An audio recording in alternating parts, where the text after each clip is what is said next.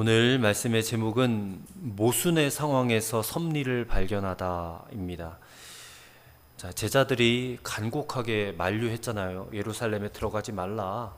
하지만 성령님의 이끄심에 따라서 예루살렘으로 기어코 들어와서 야고보를 만나서 또 야고보의 그런 권면을 받아들여서 성전에서 결례를 행하고 있었습니다. 그것은 그 수만 명에 달하는 그런 예루살렘 교회 성도들, 대부분 다 유대인들이겠죠. 그들의 구원을 위해서, 그들이 아직 율법주의의 굴레에서 벗어나지 못했기 때문에 그들의 구원을 위해서 바울이 자신을 낮춘 거다, 철저하게 자신의 생각을 꺾고 낮춘 거다, 그런 말씀을 드렸습니다. 그렇게 해서 이제 27절에 보니까 그 결례의 기간이 거의 다 찼다 그랬어요. 그런데 누가 왔어요. 아시아로부터 어떤 유대인들이 왔는데 이 사람들이 바울을 알아본 겁니다.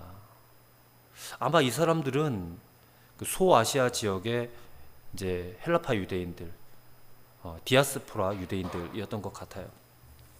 왜냐하면 예루살렘에 있는 유대인들은 바울을 본 적이 없어요. 그래서 성전에서 바울이 결례를 행하고 있어도 잘 알아보지 못하는 겁니다. 저 사람이 그 사람이냐 알아보지도 못했어요. 그런데 이 아시아로부터 온 유대인들은요, 보자마자 바울인 걸 알아본 겁니다. 더군다나 이 사람들은요, 에베소 사람 드로비모도 알고 있었어요. 29절에 보니까. 그러니까 이 사람들은 소아시아 지역 중에서도 아마 에베소 지역 사람들일 가능성이 커요. 왜냐하면 에베소 사람 드로비모를 알고 있기 때문에. 우리가 읽어왔다시피 에베소에서 바울이 3년 사역을 했잖아요. 그래서 처음에 마음이 굳어서 이렇게 참 순종하지 않는 사람들 때문에 두란노 서원이라는 곳에서 이제 소수의 이제 제자들만 양육을 한 겁니다. 뭐 그러고 난 다음에 은장색 데메드리오의 소동도 있었고, 근데 그때 이제 그 현장에 있었던 에베소 유대인들, 바울의 전도를 받아도 꿈쩍하지도 않았던 유대인들이 있었다는 거예요. 근데 이 유대인들이 마침 이제 절기가 되어서 예루살렘에 온 겁니다. 오순절 절기 지키려고 예루살렘에 왔다가 성전에서 지금 바울을 본 거예요. 결례를 행하고 있는. 그래서 이 바울을 보자마자 무리를 충동시킵니다. 그래서 바울을 붙잡았어요. 그러면서 사람들을 충동질시키기 위해서 거짓말도 서슴지 않아요. 28절의 말씀 보시면 외치되 이스라엘 사람들아 도우라. 이 사람은 각 처에서 우리 백성과 율법과 이곳을 비방하여 모든 사람을 가르치는 그자인데 또 헬라인을 데리고 성전에 들어가서 이 거룩한 곳을 더럽혔다. 이렇게 이상한 말을 하는 거예요. 여기서 지금 끝절에 헬라인을 데리고 성전에 들어가서 거룩한 곳을 더럽혔다는 것은 드로비모를 데리고 들어갔다는 얘기거든요. 근데 지금 우리가 알다시피 바울은 결례를 행하기 위해서 성전에 들어갔지 드로비모를 데리고 들어간 게 아니거든요. 그런데 이들이 왜 이런 말을 하느냐? 29절입니다. 이는 그들이 전에 에베소 사람 드로비모가 바울과 함께 시내에 있음을 보고 바울이 그를 성전에 데리고 들어간 줄로 생각함이로라. 그러니까 오해했다는 거예요. 착각했다는 거예요.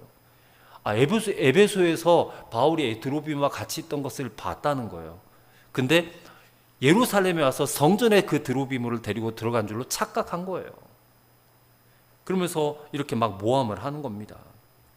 또 우리 백성과 율법과 성전을 이렇게 모욕했다, 비방했다, 그렇게 과장하면서 그 근처에 있었던 유대인들의 감정을 부추기는 거예요. 이 유대인들은요, 막 율법을 어겼다, 뭐 성전을 더럽다 이런 말에 그냥 눈이 돌아가는 사람들이에요. 이성을 찾지 못하는 사람들이에요. 그래서 그렇게 하면 어떻게든 그냥 돌을 들어 때려 죽이려고 하는 그런 과격한 사람들이 유대인들이라는 거예요. 자, 이런 참 바울로서는 어처구니 없는 그런 상황이 지금 발생을 한 겁니다. 자, 바울이 지금 성전에서 왜 결례를 하고 있습니까?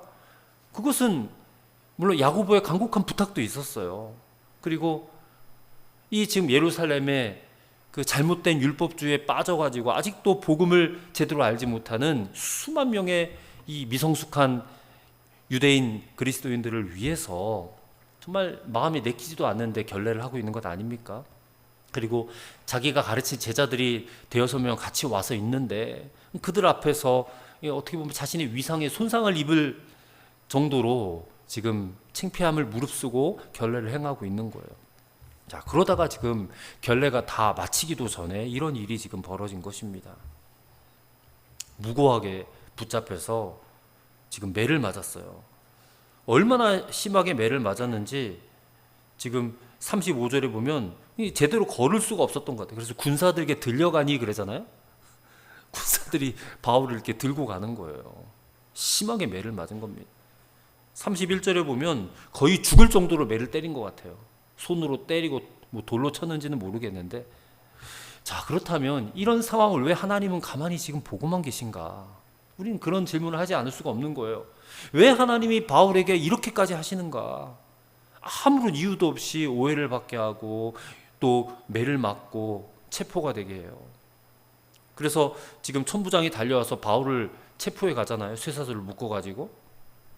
근데 사실 나중에 우리가 알게 되겠지만 이 천부장이 데리고 간 것은, 체포해 간 것은요, 그냥 가만히 내버려두면 이 유대인들에게 맞아 죽게 생겼기 때문에 데리고 간 거예요. 하나님이 구해준 거예요, 사실은. 그리고 체포한 다음에도 나중에 놓아주면 또 이게 맞아 죽게 생겼으니까 놓아주지도 않았어요. 계속 감옥에 가둬놓는단 말이에요. 2년 동안. 그것도 바울이 예루살렘에 오자마자 7일 동안 결례 기간 지나고요, 감옥에 들어가서 2년을 있어요. 그리고 다시는 예루살렘 성전에 들어가 보지도 못하고요, 그리고 그대로 로마로 압송돼요, 바울이. 자, 바울이 무슨 뭐 큰 잘못을 한 것도 아니에요, 우리 생각에는. 바울은 주님으로부터 이방인의 사도로 부르심을 받은 다음에 정말 최선을 다해서 복음을 전한 그런 사도 아닙니까? 그리고 3차에 걸친 전도 여행을 다 마치고 예루살렘에 도착을 한 거예요. 근데 이렇게 이유 없는 핍박이 그를 기다리고 있었다는 것입니다. 그런데 이 모든 상황이 분명히 아셔야 돼요. 하나님께서 하시는 일이에요. 야고보, 또 예루살렘 교회 지도자들의 어떤 기대감이 있었어요. 근데 바울의 노력도 있었어요. 근데 다 무산시키고 지금 유대인들의 시기 질투의 제물이 됐어요. 그래서 돌에 맞아 죽을 뻔하다가 겨우 체포가 되게 하셨어요. 자, 이 모든 일들이 이게 우리의 생각과 기대로는 도저히 이해할 수 없는 그런 일들을 참 모순처럼 보여지는 거예요. 모순. 하나님의 일이라면 뭔가 형통하고 잘 되어져야 되는 게 우리의 일반적인 생각이에요. 아니, 하나님이 인도하시는데 좋은 길로 가고 평탄한 길로 가고 제대로 된 길을 가야 되는데 뭐 이렇게 말도 안 되는 일이 벌어지는가? 뭐 진짜 앞뒤 사방이 꽉 막힌 것 같은 그런 일 아닙니까? 그래서 이게 참 모순이다.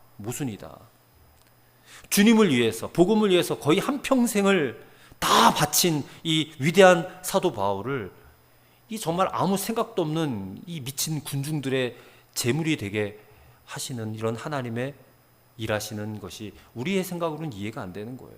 자, 근데 우리가 여기서 전도서 말씀을 좀 봤으면 좋겠어요. 자, 구약성경 전도서를 찾아보세요. 전도서 3장 11절입니다. 전도서 3장 11절 말씀을 함께 읽어보도록 하겠습니다. 하나님이 모든 것을 지으시되 때를 따라 아름답게 하셨고 또 사람들에게는 영혼을 사모하는 마음을 주셨느니라. 그러나 하나님이 하시는 일의 시종을 사람으로 측량할 수 없게 하셨도다. 찾으셨어요? 다시 한번.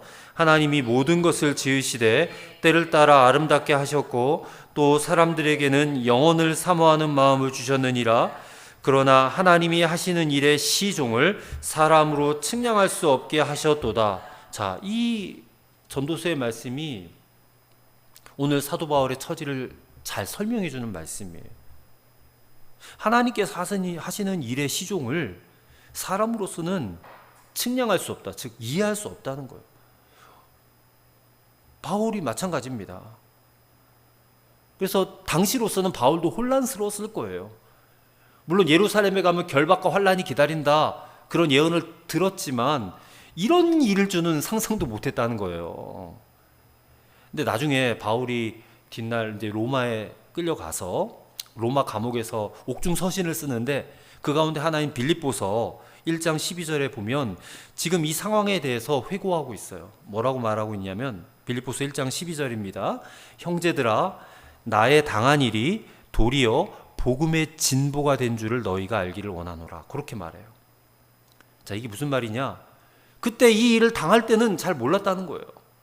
2년 동안 예루살렘에 그 감옥에 투옥되어 있을 거라고는 상상도 못했다는 거예요. 뭐 세계가 내 교구다 하면서 돌아다니면서 복음을 전하고 있었는데 그때 2년 동안 꼼짝도 못하고 감옥에 갇혀 있는 거예요. 그것도 무슨 죄가 있어서도 아니고, 이 나가면 돌에 맞아 죽고 유대인들에게 맞아 죽게 될 것이기 때문에 감옥에서 지금 보호 감호 조치를 받고 있는 거예요. 그러면서 이제 여러 번 재판을 이제 받게 돼요. 우리가 뒤에서 읽겠지만, 그러다가 나중에 이제 로마의 황제였던 가이사에게 호소하게 되고 결국 로마로 압송되어 가는 거예요. 근데 나중에 로마에 와서 생각해 보니까 그때 일어났던 일들이 야, 이게 도리어 복음의 진보가 되었다라고 지금 회고하는 거예요. 하나님의 섭리가 그제서야 이제 이해가 됐다는 거예요. 그때는 이해를 못했는데 그제서야 이해가 됐다. 이거는 오늘 우리에게도 분명하게 적용되는 부분입니다. 지금 우리가 어려움을 겪고 고난을 겪고 힘든 일을 겪어요. 그러면 지금 이 상황을 하나님이 다 아시는데 왜 나에게 이런 일이? 하면서 그 뜻을, 의미를 우리는 잘 몰라요. 당연합니다. 모를 수밖에 없어요. 근데 시간이 어느 정도 지나고 나면 그제서야 그때 그래서 그렇게 하셨구나라고 이해가 되는 거라는 거예요. 이 사실을 믿으시길 바랍니다. 왜 하나님께서 의인을 이렇게 다루실까? 왜 아무런 이유도 없이 고난을 당하게 하시는가?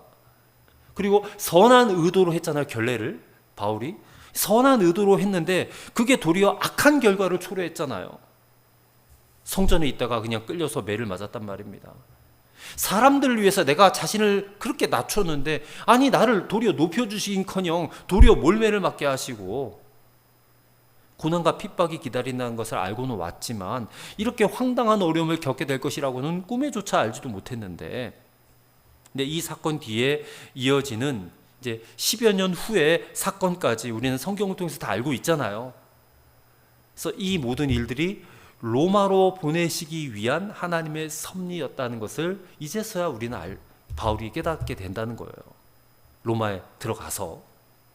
하나님의 계획은 그겁니다. 바울이 로마에 가서 복음을 전하게 하는 거예요. 로마의 복음이 전해져야지 전 세계로 가거든요. 복음이. 예루살렘에만 있으면 안 돼요.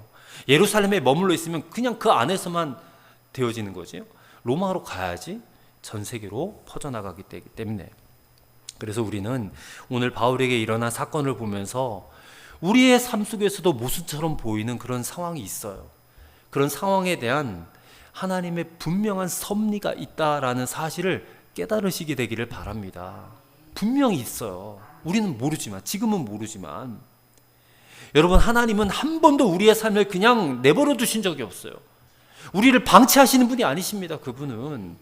근데 다만 내가 버려졌다, 하나님이 나를 방치하셨다라고 그냥 느껴지는 내 감정만 있을 뿐이지. 근데 그 감정까지도 복종시켜야 된다는 거예요. 내 감정까지도.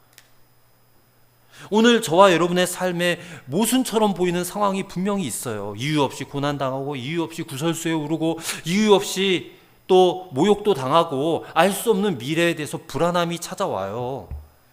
그럴 때 오늘 이 바울이 당한 이 상황을 우리는 떠올려야 돼요. 그리고 하나님은 단 한 번도 나를 외면하신 적이 없다. 이 사실도 믿으셔야 돼요.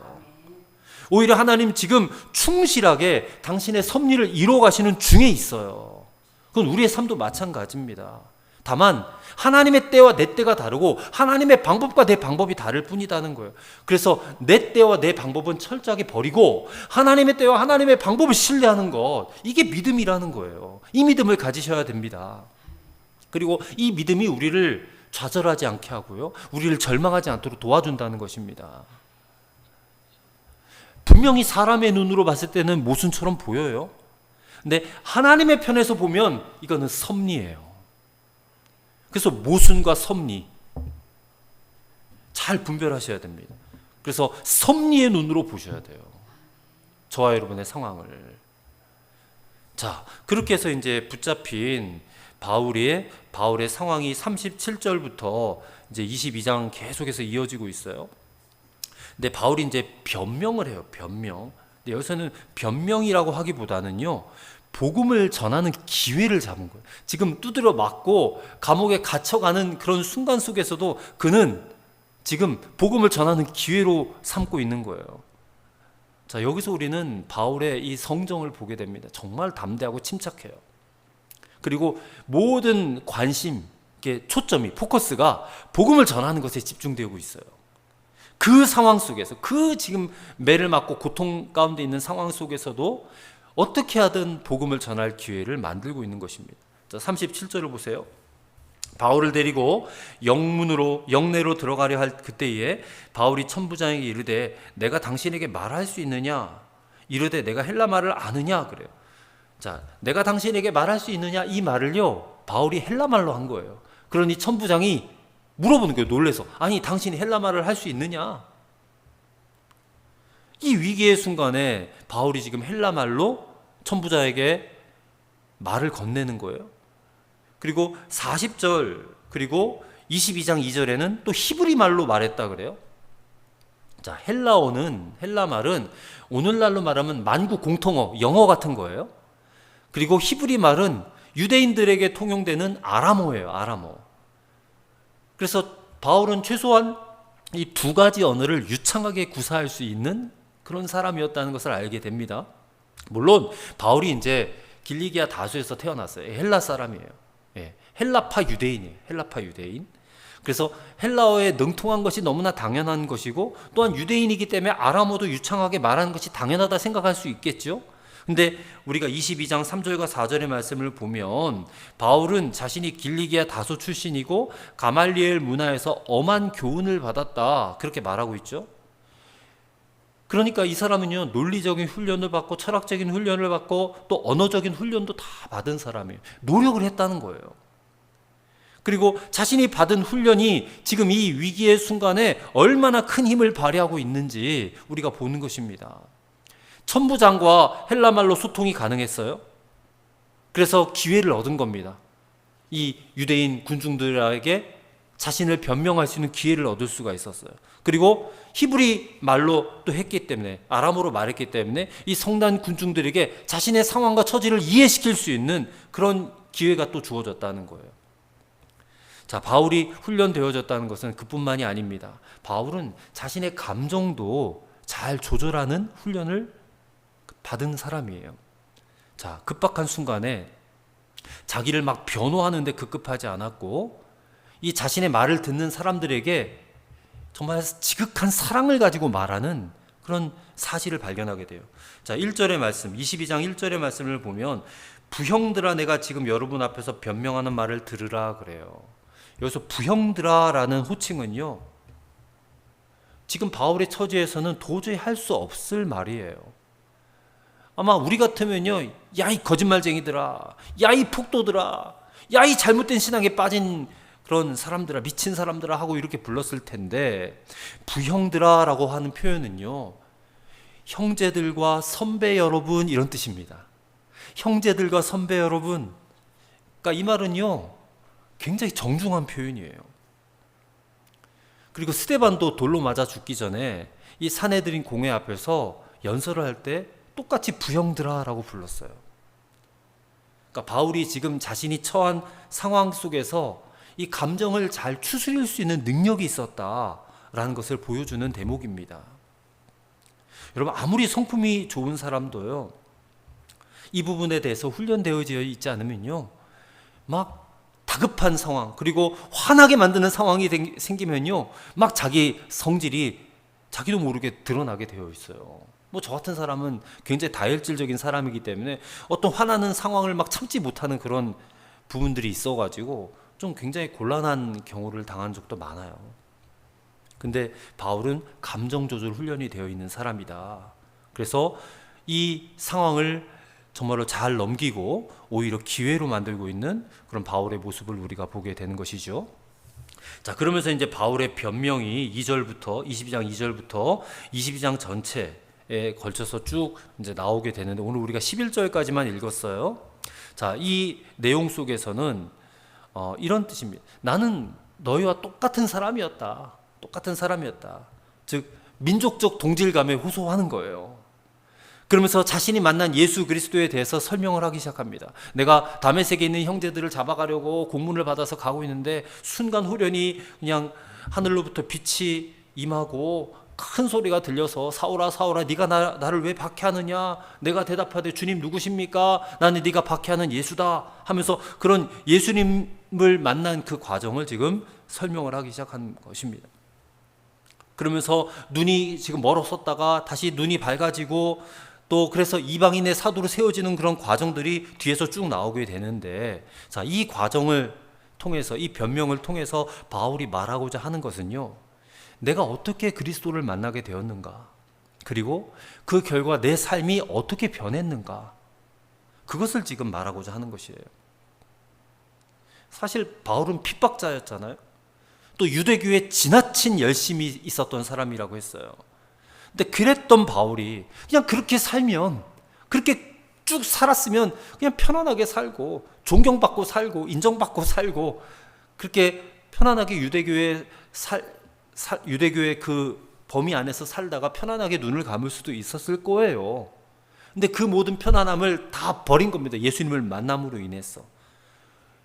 그래서 다메섹에서 만난 예수 그리스도는 이 사도 바울의 삶을, 이 근본적인 이 집안을 막 흔들어 놓은, 지진이 일어난 것처럼 흔들어 놓는 그런 대변혁과도 같았다. 완전히 삶의 방향과 목적을 바꿔놓는 그런 일이었다. 예수님을 만난 것이.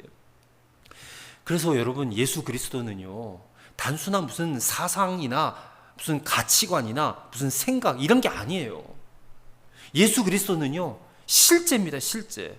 예수 그리스도는 우리 인간의 삶을 완전히 뒤바꿔 놓는 능력이고 살아계신 하나님이시다라는 거예요. 이 예수님을 누구라도 다 만나야 된다는 것입니다. 사도 바울과 같이 특별한 사람만 만나는 것이 아니라 누구라도 예수님을 만나야지만이 이 삶이 바뀌어질 수 있다. 교회만 뻔질나게 드나다닌다고 사람이 바꿔지는 것이 아니다는 거예요. 예배만 막 많이 드리고 열심히 드린다고 바꿔지는 것이 아니라는 거예요. 살아계신 예수 그리스도, 이 하나님을 만나야지 우리 인생이 바꿔지는 거죠. 우리의 삶을 충분히 바꾸실 수 있는 능력 있는 분이 바로 예수 그리스도이시다. 바울은요, 자기가 원하지 않았어요. 의도하지도 않았어요. 근데 그럼에도 불구하고 하나님이 강권적으로 그를 만나 주신 거예요. 예수님께서. 그 예수님을 만나고 나서 지금까지 자기가 알아왔던 모든 지식과 모든 경험의 체계를 완전히 뒤집어버리는, 변혁되어지는 그런 사건이 예수님을 만난 사건이었다는 거예요. 그래서 그 사건을 지금 사도행전에서 총 3번 나와요. 처음에 다메섹에서 실제로 만난 사건과 오늘 22장 본문에서 나오는 사건과 그 다음에 나중에 또 재판받으면서 또 한 번 이 사건을 또 설명을 해요. 그래서 이 자신이 예수님을 만난 경험, 이게 얼마나 중요한 일인지 그것을 변명을 계속해서 하게 된다는 겁니다. 자, 오늘 이제 결론입니다. 하나님은 우리의 상황이 참 모순처럼 보여지는 상황으로 이끌어 가실 때가 있어요. 거의 대부분 그래요. 이 뻥 뚫린 대로가 아니더라고요.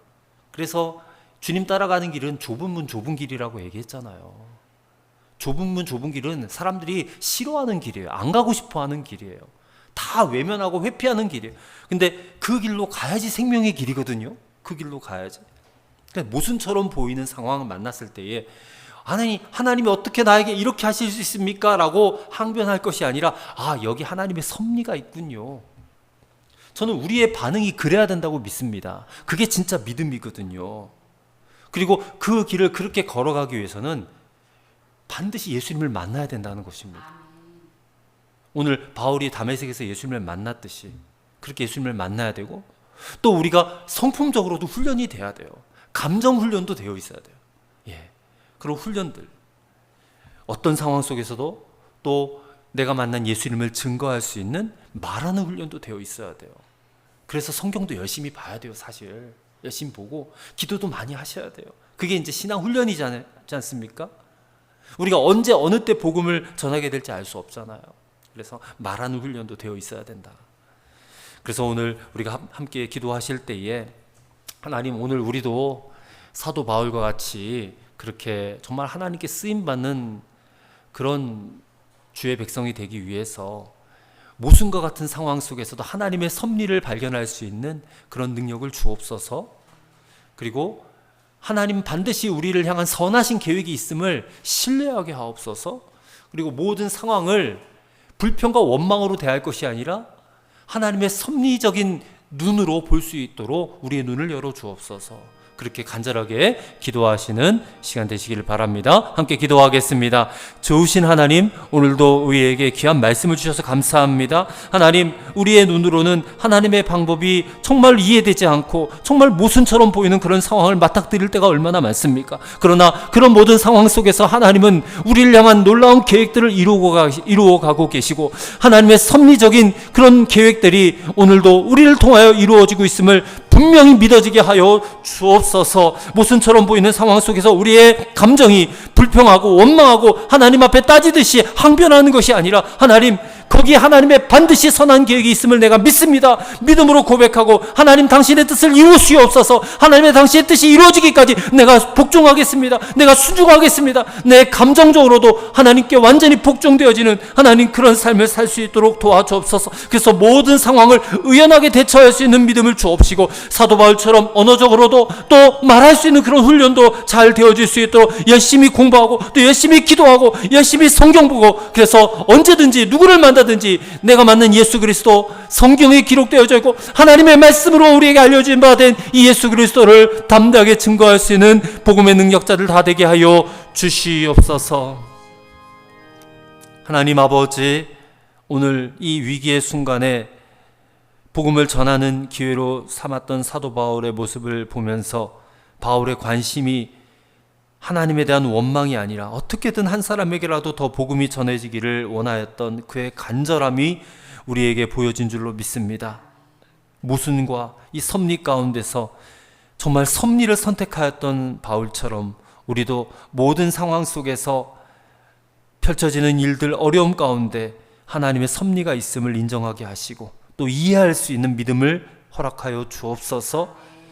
그래야 하나님의 그 섭리에 따라서 로마로 간 사도 바울처럼 오늘 우리에게 어떤 길이 준비되고 있는지 알 수는 없지만 그렇기 때문에 이 모순처럼 보이는 상황에서 절망하고 포기하지 않고 오히려 믿음을 선택하고 하나님께 복종하고 순종할 수 있는 그런 주의 백성들이 다 되게 하여 주옵소서. 그래서 하나님께 언제든지 쓰임받을 수 있는 거룩한 백성, 주의 백성, 주님의 제자 삼아 주옵소서.